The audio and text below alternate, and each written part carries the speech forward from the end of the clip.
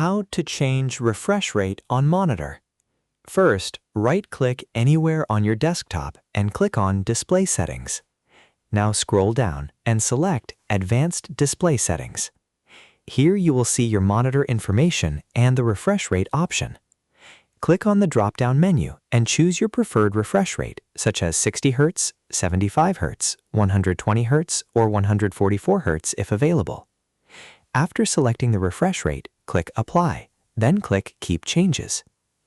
If you only see one refresh rate option, like on my computer, then you may not be able to change it. This usually means your monitor only supports one refresh rate, or your graphics driver, display cable, or current setup does not support additional options.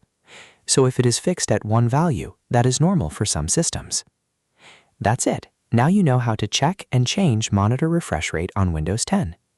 If you found this video helpful, don't forget to like the video, subscribe, and press the bell icon for more quick tech tutorials. Thanks for watching.